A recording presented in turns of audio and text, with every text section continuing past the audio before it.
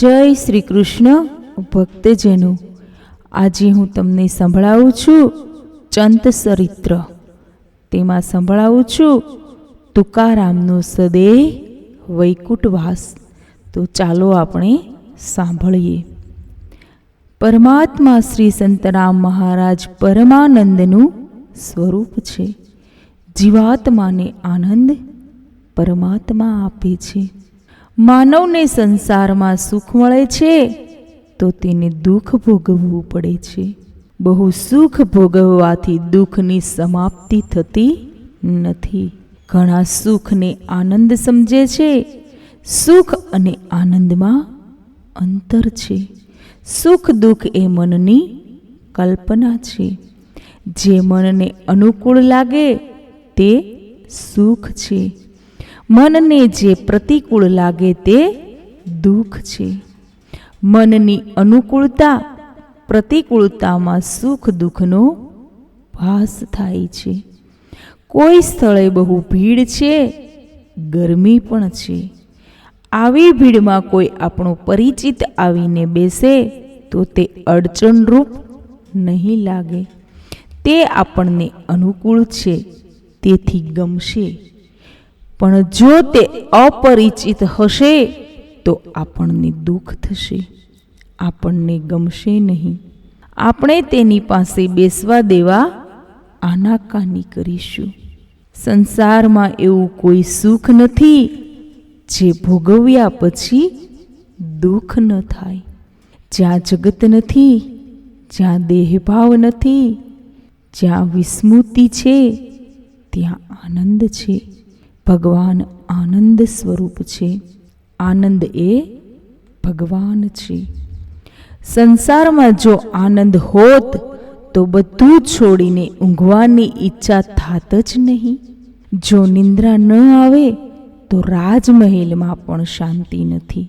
નિંદ્રામાં જગતની વિસ્મૃતિ થાય છે, ત્યારે આનંદ અનુભવાય છે. જે દેહને ભૂલે તેને દુઃખ ભોગવવું પડે છે. જે જગતને ભૂલે છે તેને શાંતિ મળે છે. નિંદ્રામાં જગત ભૂલાય પણ ભગવાનનો અનુભવ થતો નથી. જ્યારે જગત ભૂલાય, ભગવાન યાદ રહે, ત્યારે આનંદ પ્રાપ્ત થાય છે. ભક્તિ તે કરે છે જેને ભગવાનનો થોડો આનંદ મળ્યો છે. જીવનમાં કોઈ દુઃખનો પ્રસંગ આવે તો ગભરાશો નહીં. સુખ દુઃખના પ્રસંગો તો મોટા મોટા સંતોના જીવનમાં આવ્યા છે. શ્રી કૃષ્ણ શ્રી રામ જગતમાં આવ્યા પછી એમણે પણ સુખ દુઃખના અનુભવની લીલા કરી છે. શ્રી રામે સીતાનો ત્યાગ કર્યો છે. ઈશ્વરને પણ સંસારમાં સુખ દુઃખના પ્રસંગો આવે છે. આપણા જીવનમાં દુઃખના પ્રસંગો આવે તો રડવાની જરૂર નથી. દુઃખમાં હૈયું બાળશો નહીં. ભગવાનની ભક્તિ કરે છે જેને હૃદયનો આનંદ મળ્યો છે, સુખમાં રાજી થશો નહીં. દુઃખમાં હૈયું બાળશો નહીં. ભગવાન તમારી સાથે છે. ભગવાન જીવન ભૂલતા નથી. કોઈના હાથમાં 1,00,000-2,00,000 રૂપિયા આવે તો તે અક્કડ ચાલે છે. લક્ષ્મી હાથમાં આવે તો માનવ અક્કડમાં ચાલવા લાગે છે. તો લક્ષ્મીપતિ હાથમાં આવે તો ક્ષણ ક્ષણમાં બદલાય. જે પરિવર્તન પામે, જે કાળના મુખમાં જાય, જેમનો વિનાશ થાય તે સંસાર છે. આવા સંસારના સુખમાં રાજી થશો નહીં. સંસારનું સુખ ખોટું છે, ટકનારું નથી, વિનાશી છે. આવા સંસારના સુખને બહુ મહત્વ આપશો નહીં. ભગવાનની ભક્તિ પ્રેમથી તે કરે છે જેને સંસારનું કોઈ સુખ ગમતું નથી. દુઃખ આવે તો ગભરાશો નહીં. દુઃખ તમારા ઘરમાં રહેવા નહીં, જવા માટે આવ્યું છે. સુખ કે દુઃખ બેમાંથી એક પણ કાયમી નથી. બંને અનિત્ય છે. બંને વાદળ સમાન છે. વાદળું આવે ને વાદળું જાય, એમ સંસારના સુખ દુઃખનું છે. લોકો વાદળને જોતા નથી, તેમાં છુપાયેલા સૂર્યને જુએ છે. સંસારના સુખ દુઃખમાં ભગવાનની કૃપા છુપાયેલી છે. દુઃખ આવે એમાં ભગવાનનો ઉપકાર માનો. દુઃખ આવે એમાં સાવધાન બનો. દુઃખમાં જ્ઞાન પ્રગટ થાય છે. દુઃખ ભગવાનનો પ્રસાદ છે. સંતોના જીવનને જોઈશું તો જણાશે કે તે બહુ દુઃખી હતા. તેમને દુઃખને કારણે જ ભગવાનનો આનંદ મળ્યો છે. દુઃખ પાપને બાળવા આવે છે. અતિ સુખમાં જીવ ગાફેલ બને છે.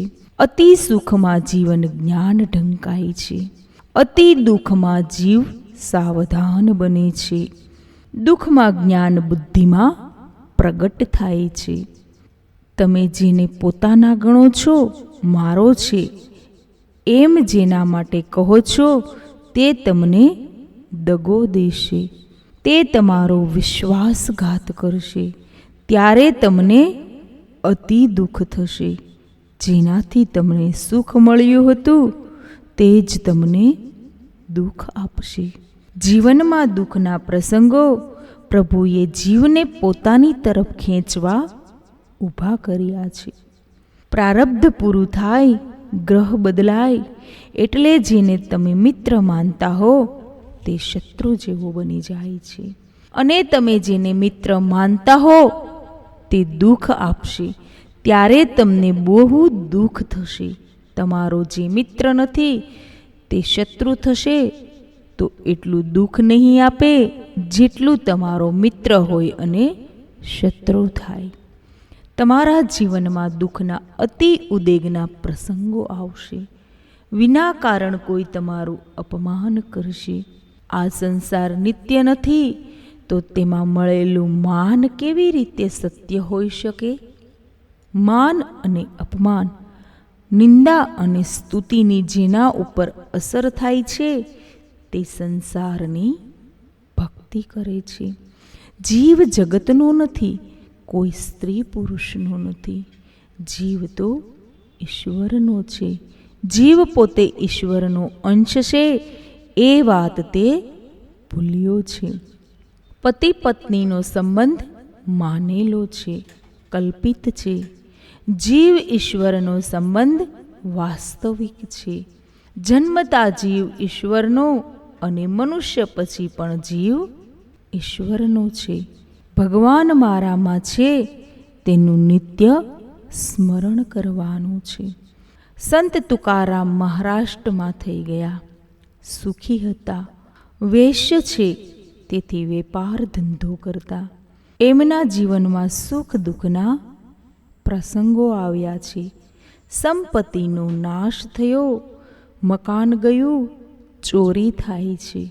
તુકારામ મહારાજ આ બધું જીવનમાં બને છે તો પણ સતત અને સર્વકાળ ભક્તિ કરે છે. તુકારામ સંપન્ન હતા. વેપાર ધંધાની ભૂલને કારણે ગરીબ થાય છે. સંસારમાં જે પૈસા કમાય તેને લોકો ડાહ્યો કહે છે. પૈસા ગુમાવે તેને સંસાર મૂર્ખ કહે છે. સંપત્તિ સઘળું જવાથી તુકારામ મહારાજ બહુ દુઃખી થયા છે. તુકારામની પત્ની કર્કશ હતી. ઘણીવાર મહારાજને મારતી હતી. સંત તુકારામ તો ભક્ત હૃદયના છે, સરળ છે, પણ પત્ની પતિને ઓળખી શકી નહીં. તુકારામ માટે પત્નીના આ શબ્દો હતા: પતિ ગાંડિયો છે, આખો દિવસ વિઠ્ઠલ વિઠ્ઠલ કરે છે. અમારી આ અવદશા એ પતિ પાગલ તેથી થઈ છે. તુકારામ મહારાજ એક જગ્યાએ કથા કરે છે. કથાના અંતમાં શેરડી પ્રાપ્ત થઈ છે. રસ્તામાં બાળકો મળે તે જય શ્રી કૃષ્ણ બોલે છે. મહારાજ રસ્તામાં બાળકોને શેરડી વહેંચે છે. આમ કથામાં જે મળે તે માર્ગમાં જે મળે તેને વહેંચી દે. તુકારામ ઘેર પહોંચે ત્યારે એક શેરડી વધી હોય છે. ઘેર પત્ની રાહ જોતી હોય છે. પતિને જોતા જ પત્નીનો ક્રોધ ભભૂકી ઉઠ્યો. જે શેરડી હતી તે પતિના હાથમાંથી લઈ લીધી અને તેમના જ માથામાં મારી. તુકારામના માથામાં શેરડી વાગતા જ શેરડીના 2 ટુકડા થઈ ગયા. તુકારામ મહારાજે પત્નીને કહ્યું, મારે શેરડીના 2 ટુકડા કરવા જ હતા. તે ટુકડા કર્યા, તે સારું કર્યું. હવે 1 ભાગ તું લે, બીજો હું લઉં. તુકારામ મહારાજ બહુ દુઃખી થયા છે. તુકારામ મહારાજને ભગવાને સ્વપ્ન આપ્યું. સ્વપ્ન ભગવાને સંતના સ્વરૂપમાં આપ્યું. સ્વપ્નમાં સંત દર્શન થયા. દિવસ માઘ શુક્લ દશમીનો છે. સ્વપ્નમાં મહારાજ પોતે ગંગા કિનારે સ્નાન કરે છે. મા ગંગાને વંદન કરે છે. સ્વપ્નમાં સંતે કહ્યું, ભગવાન તારી સાથે છે. જ્યાં નામ ત્યાં ભગવાન છે. જગત ભગવાનને આધીન છે. સ્વપ્નમાં મંત્ર આપનાર સંત ચૈતન્ય મહાપ્રભુના સંપ્રદાયના છે. સંતે મંત્ર દીક્ષા આપી. દક્ષિણા માંગતા કહ્યું, આ દેહનો અહોભાવ તું મને આપ. આજથી તું પુરુષ નથી કે સ્ત્રી નથી. આજથી તું હરિદાસ બન્યો. ભગવાન તારી સાથે છે. આમ સંતે દક્ષિણામાં દેહભાવ આપવા કહ્યું. આખું જગત બ્રહ્મનું સ્વરૂપ છે. અંદર બહાર બધે ભગવાન છે. તો જીવ દુઃખી કેમ છે? શું ભગવાન દુઃખ આપે છે? જીવને દુઃખ આપનાર એનો દેહભાવ છે. તુકારામ પોતાને ભગવાનનો અંશ માની દેહભાવનો ત્યાગ કરી રામકૃષ્ણ હરિનો મંત્ર જપ કરે છે. આત્મા પુરુષ નથી કે સ્ત્રી નથી. આત્મા પરમાત્માનો અંશ છે. સ્ત્રીત્વ પુરુષત્વ ભાવ એ તો દેહભાવ છે. તુકારામને ગુરુ થકી આ બોધ થયો. તુકારામ સર્વકાળ ભક્તિ કરે છે. ભગવાન નામ જપે છે. ભક્તિથી જ્ઞાન પ્રગટ થાય તે કાયમ ટકે છે. પુસ્તકો વાંચી સંપાદન કરેલું જ્ઞાન ભૂલાય છે. તે જ્ઞાન વધારે ટકતું નથી. જે જ્ઞાની ભક્તિથી પ્રગટ થતું નથી તે ટકતું નથી. પાપ છોડી સતત ભક્તિ કરો તો બુદ્ધિમાં જ્ઞાન પ્રગટ થાય છે. આવું જ્ઞાન ટકે છે, ભૂલાતું નથી. સંસારનો નિયમ છે કે ઉત્પત્તિ તેનો વિનાશ થાય છે. જેનો વ્યવહાર શુદ્ધ છે, જે પાપ કરતો નથી, જે સતત જપ કરે છે, તેની બુદ્ધિમાં જ્ઞાન પ્રગટ થાય છે. જ્ઞાનની પ્રાપ્તિની દિશામાં તો કહ્યું છે કે વેદનો અંત નથી અને પુરાણોનો પાર નથી. જીવને ભગવાનના સ્વરૂપનું જ્ઞાન નથી. જીવ ભગવાનનો સ્વભાવ જાણતો નથી. તેથી તે જગત પાછળ પડે છે. ભગવાન અતિ સરળ, અતિ ઉદાર છે. જે તેમને જાણે તે તેમને ભૂલી ન શકે. તુકારામના અભંગો પ્રસિદ્ધ છે. આ અભંગો પ્રાસાદિક રીતે કથામાં સંભળાવે છે. અદ્ભુત ભાવવાહી વાણીમાં આ અભંગો છે. આ અભંગો સંતની પ્રસાદી રૂપે છે. આવી દિવ્ય વાણી અમર રહે છે.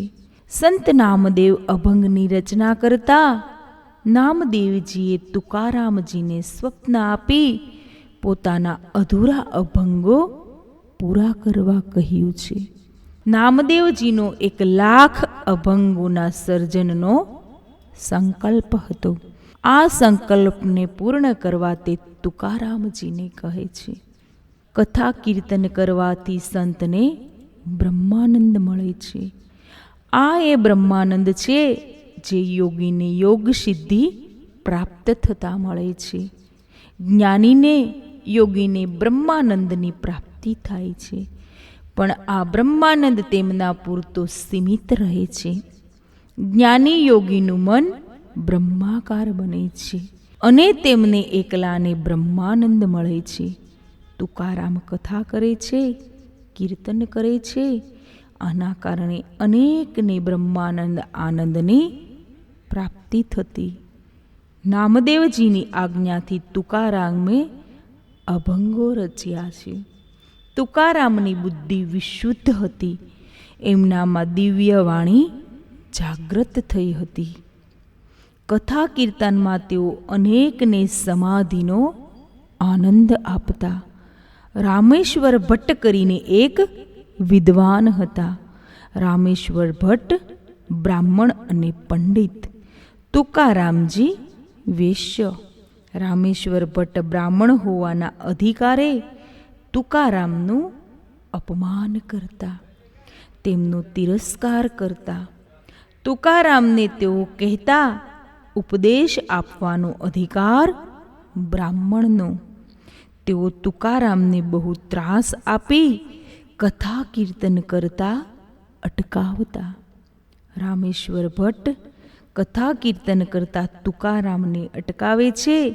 ત્યારે તુકારામ તેમને પૂછે છે, મારા અભંગો રચ્યા છે તેનું શું કરું?